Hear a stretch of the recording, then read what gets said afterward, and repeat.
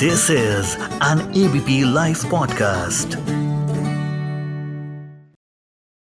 हाय, मैं मानसी हूँ आपके साथ एबीपी लाइव पॉडकास्ट पर ऑन द शो दूसरी दिवाली। और आज अपनी दूसरी दिवाली के बारे में बात करने के लिए मेरे साथ में जुड़ रहे हैं the youngest single father of the country, Aditya Tiwari. Welcome to ABP live podcast Aditya. Hello Mansi. Hi. So मैं आप सभी को बता दूं कि आदित्य तिवारी वो यंगेस्ट सिंगल फादर हैं जिन्होंने बहुत हिम्मत दिखाई है एक डाउन सिंड्रोम चाइल्ड को अडॉप्ट करने की। तो how is your child Avnish? सबसे पहले तो यही जानना चाहूंगी। Yeah, Avnish is fine, and yes, we are exploring, and the life is full of adventure after coming Avnish in my life. So yeah, he yes is just yes. a child to सबसे me, पहले and he has a medical condition that is Down syndrome. Yes, obviously obviously.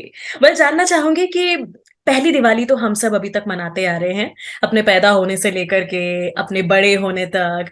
But बात करूंगी आपकी दूसरी दिवाली के बारे में, the new beginning in life, जब आपने फैसला लिया अवनीश को अडॉप्ट करने का। तो वो दूसरी दिवाली कैसी रही?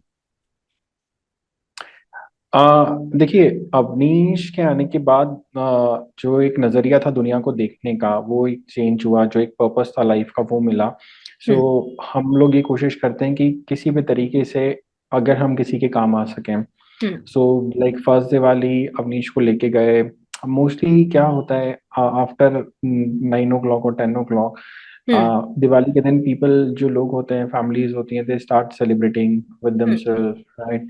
बट कुछ लोग होते हैं जो स्ट्रीट पर रहते हैं, वो उम्मीद करते हैं कि लोग बाहर आए, उनसे वो जो टॉयज हैं या फिर दिए जो बनाते हैं या बचा हुआ जो सामान रह जाता है, पूजा का झाड़ू है, काफी सारी चीजें होती हैं, वो रह जाता है, तो दे उन मतलब वो लोग इस उम्मीद में बैठते हैं कोई आए परचेस करे तो उन्हें कम से कम सामान वापस घर ले जाना पड़े, और जो पैसा मिलेगा तो उससे उनकी दिवाली बनेगी। तो अल्टीमेटली उनकी दिवाली तो तब बनती है जब उनके पास पैसा आता है। सो पहली दिवाली हम गए अवनीश के साथ, तो उसे बताया कि हमें इंस्टेड ऑफ पैसा वेस्ट करने से अच्छा क्रैकर्स के ऊपर नॉइज और साउंड पोल्यूशन फैलाएं, हम इनके साथ सेलिब्रेट करते हैं, इनसे वो चीजें परचेज करते हैं जो नहीं बिकी हैं, we will give money to them.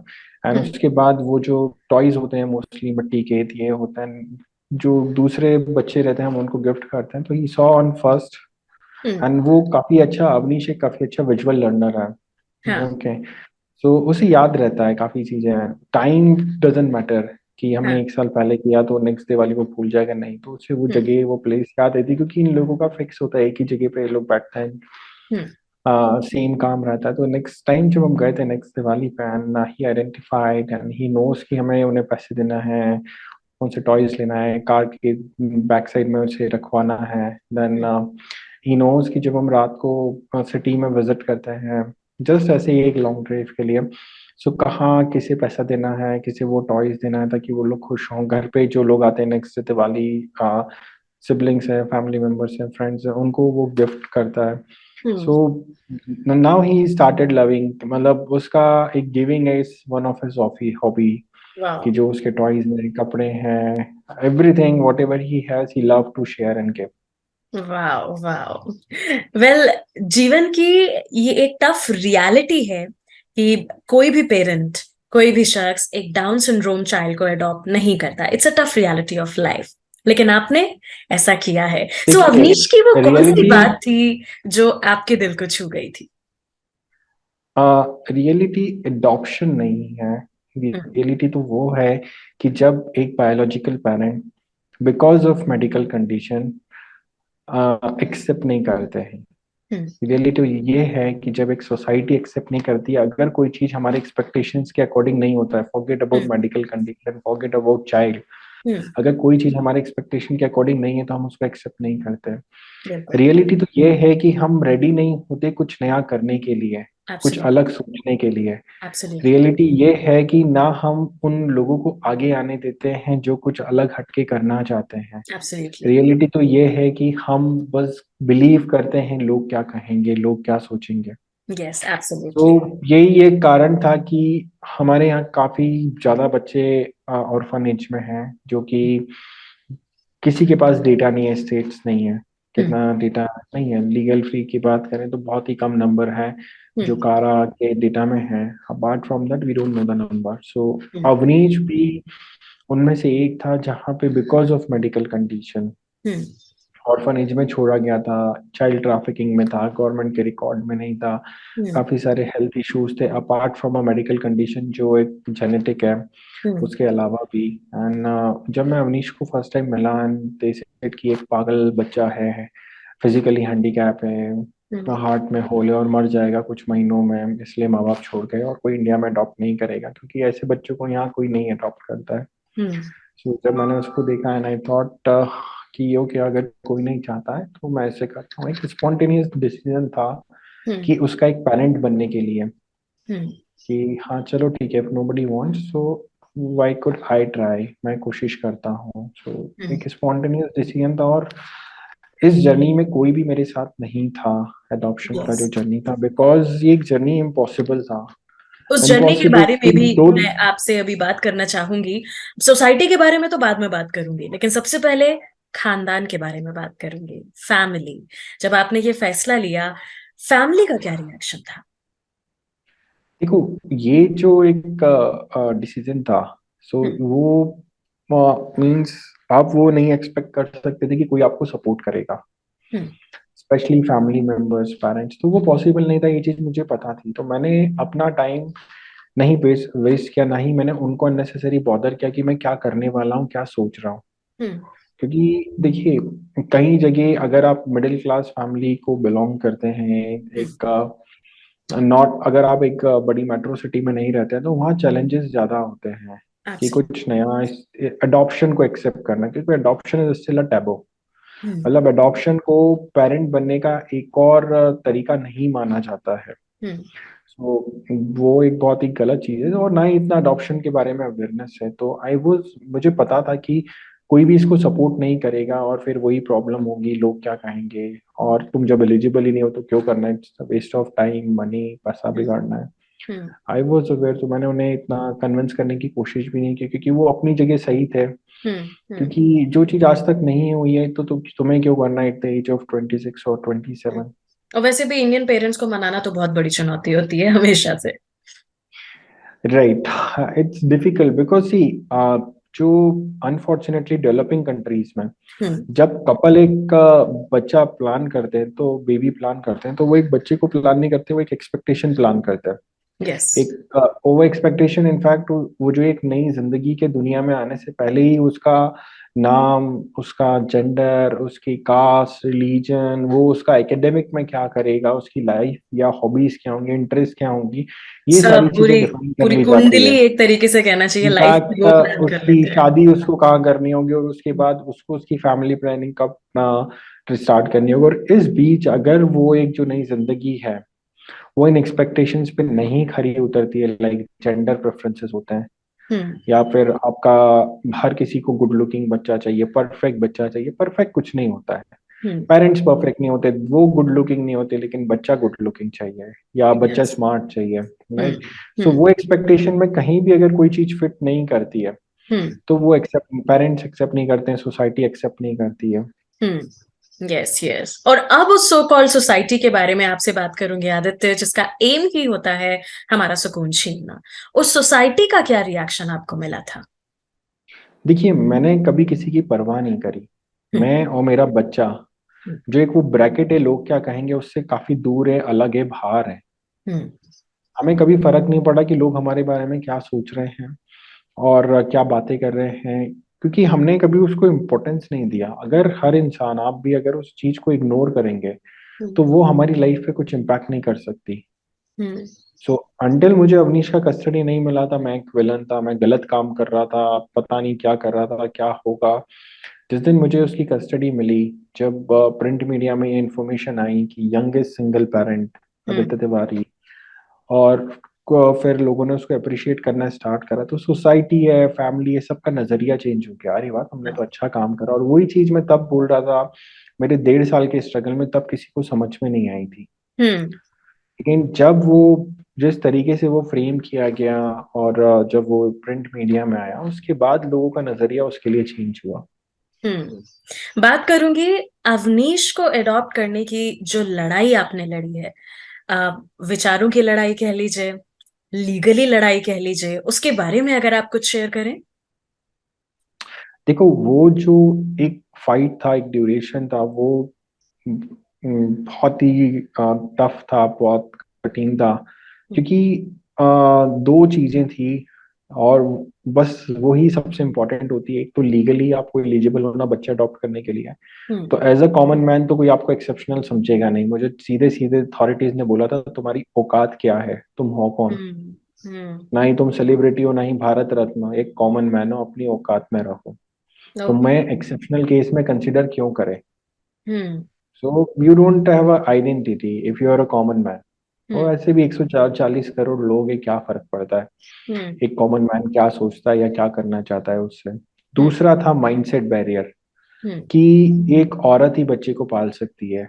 Okay. Hmm. Right, so that was the important. And unfortunately जो अडॉप्शन है या पेरेंटिंग है, उसमें फीमेल को प्रेफरेंस दिया जाता है। Okay.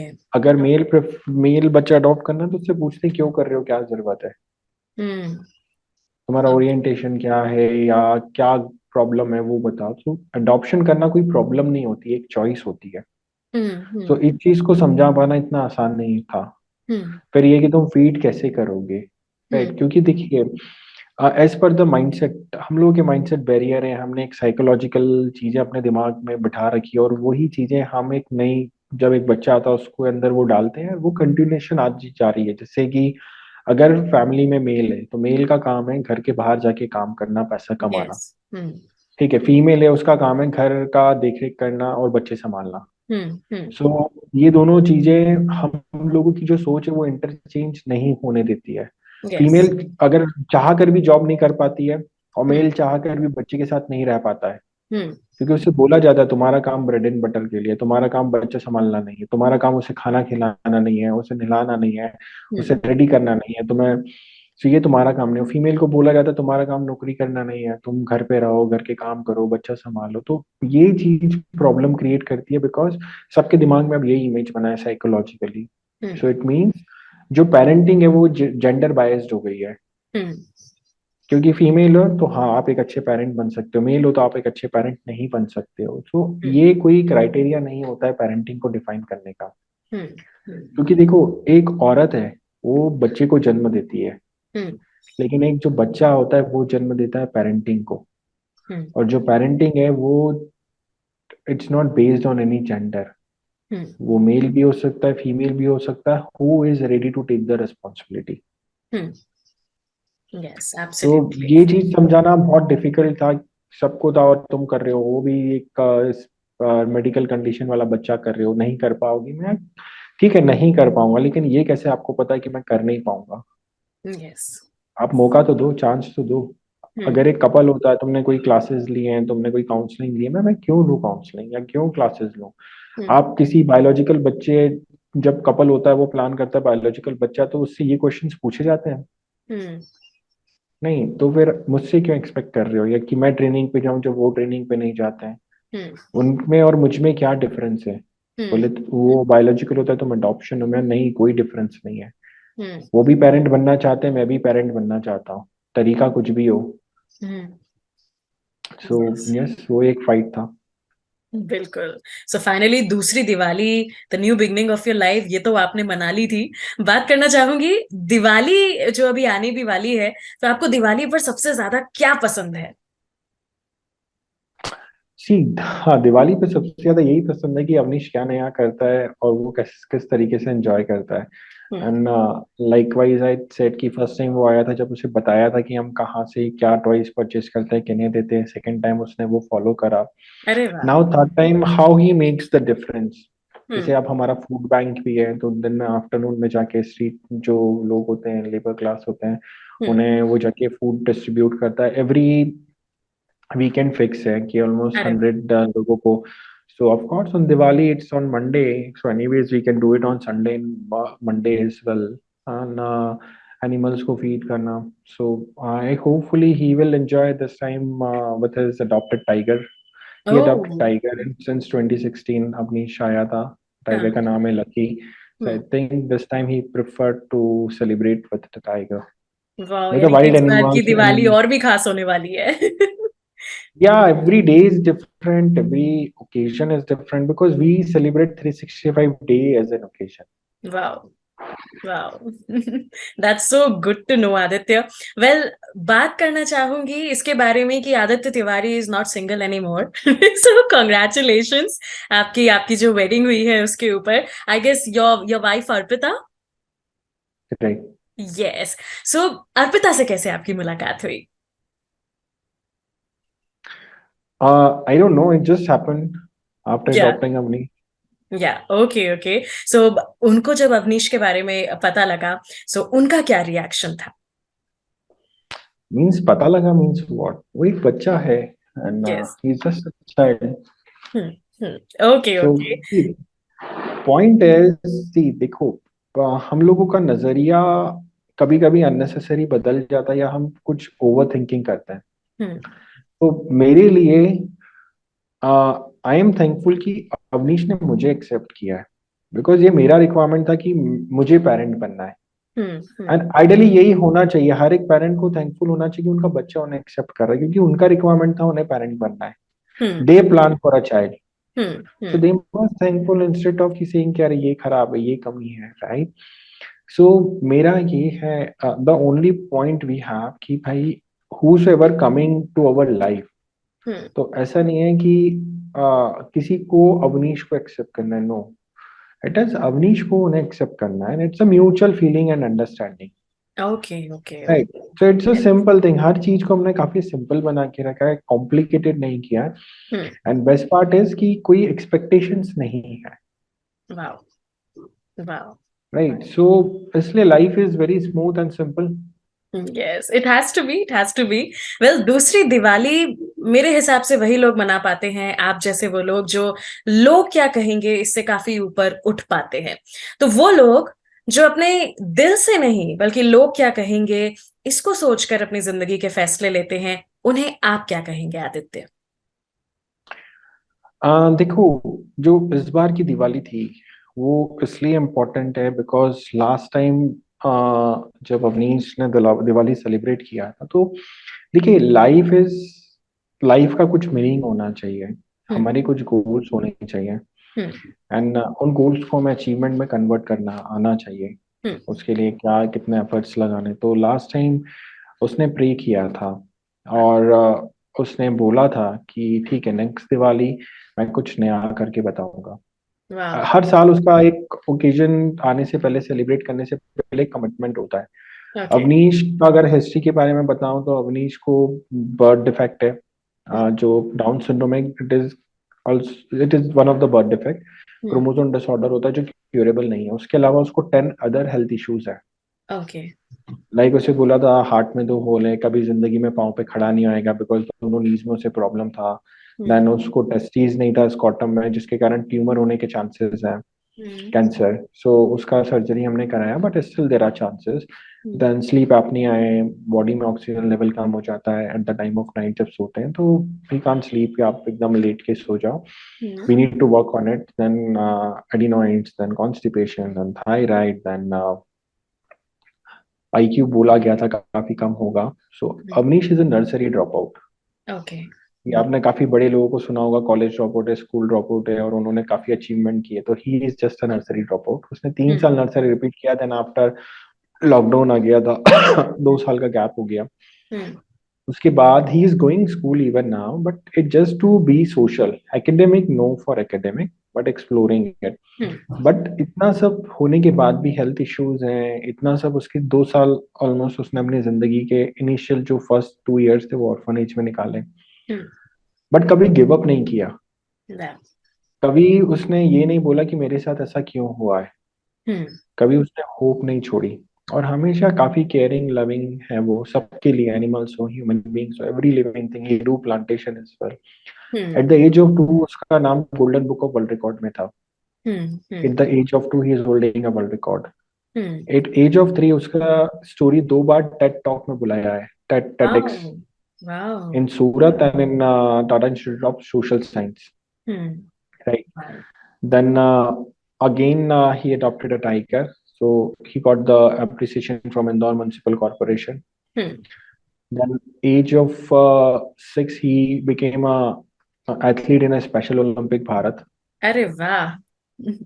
So he's an athlete, and then he's the first child with medical condition who went for a track in Ladakh. Oh wow. Okay, at altitude of 3,500 meter. Hmm. So age of 6. Hmm. So last year उसने commitment किया था कि I want to go on the top of the world, Wow. and then I will come and celebrate the next Diwali. So Oh. उसने एक साल पूरा मेहनत किया Hmm. for a year, and Avnish at the age of 7 is the only child in the world, दुनिया का एक अकेला बच्चा है despite of typical or medical condition, जिसने माउंट एवरेस्ट पे ट्रैकिंग किया Oh my God. Wow. Wow. in April 2022. Wow. जहाँ मना किया था, आना नहीं पॉसिबल होगा, नहीं जा सकते, नहीं कर सकते, हर चीज में ना. एज ऑफ 7 तो टिपिकल ने भी नहीं किया, तुम कहाँ से करोगे at the altitude of 18,200 feet. वो जब उसने वापस भी इतने बड़े बड़े, जब वो इतने एडवेंचरस ड्रीम्स जो वो देखता है, और जब ऐसी मेडिकल कंडीशन के साथ जब वो एवरेस्ट पर जाने के सपने देखता है, तो आपको थोड़ा सा घबराहट नहीं होती? सपने नहीं देखता है, सपनों को पूरा करता है. यस. मैं भी उसके साथ गया था, हम लोगों ने एक साल ट्रेनिंग की थी, हमारे साथ कोई जाने वाला तैयार नहीं था. बोले कौन जाएगा, पागल हो गया, उसका तो आना पॉसिबल ही नहीं है. मैं ओके. ठीक है, मैं जाऊंगा उसके साथ. हम लोग 100 kg लगेज लेके गए थे. 10 किलो का सिर्फ मेडिसिन था, नेबुलाइजर है, सारे एल्टीट्यूड की जो मेडिसिन आते हैं जो उसे हेल्प कर सकते थे, कोल्ड का, everything. 10 kgs of only medicine. 10 kg का एक ऑक्सीजन सिलेंडर था जस्ट फॉर इमरजेंसी. ओके. और पूरा रूट, ये जो आप घर, ये रूम देख रहे हो, इसमें रूम में सब जगह माउंट एवरेस्ट के फोटो और एल्टीट्यूड लगे हुए थे. वाओ. एंड अवनीश इस रूम में आता था तो उसका एक साल तक बस एक ही मोटो था, माउंट एवरेस्ट. उसका कितना एल्टीट्यूड है, और वो टेम्परेचर को, जो -15 डिग्री टेम्परेचर था जब हम टॉप पे पहुंचे थे, -15. सो मैं उसे एक ही चीज बोलता था, अवनीश, जिस भी एल्टीट्यूड पे हम पहुंचेंगे, एक ही गोल होना चाहिए तुम्हारा कि ये जो इंडिया का फ्लैग लगा है इसको होल्ड करना है. वाओ. और मेरा एक ही गोल है कि तुम्हें जिंदा वापस लेके आना है. तो ये कमिटमेंट था हम दोनों का, एक दूसरे से, एक दूसरे पे भरोसा था कि हम लोग जाएंगे और वहां से वापस आएंगे. And we did it in April 2022 and it's a world record. Yes, again, congratulations to you and Avnish. Well, lastly, Aditya, आपसे यही जानना चाहूंगी कि 75 साल आजादी के हम कंप्लीट कर चुके हैं. Just 25 more, 100 साल आजादी के पूरे हो जाएंगे. आदित्य, आप अपने सपनों का भारत कैसा देखते हैं? ऑफ कोर्स, जो फ्रीडम फाइटर्स ने देखा था, दैट इज द यूनिटी. देखो, आप फोकस नंबर पे कर सकते हो, या फिर आप फोकस कर सकते हो कि एक क्वालिटी लाइफ हो.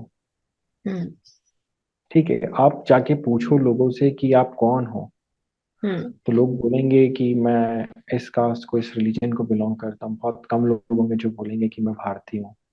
तो जब 140 करोड़ लोग बोलेंगे कि मैं भारतीय हूँ, दैट नेशन वी वांट. कि रिलीजन से पहले कंट्री आना चाहिए, कंट्री फर्स्ट. फैमिली से पहले, आप खुद से पहले कंट्री आना चाहिए, कंट्री फर्स्ट. जब यूथ और जो जनरेशन है, कमिंग जनरेशन, जो एग्जिस्टिंग लोग हैं, जब वो ये सोचेंगे, तो yes, of course we all feel proud of it. बिल्कुल, बिल्कुल. Thank you so much Aditya for taking out time और अवनीश के बारे में इतनी खूबसूरत बातें हमारे साथ शेयर करने के लिए. मैं मानसी हूँ आपके साथ एबीपी लाइव पॉडकास्ट पर.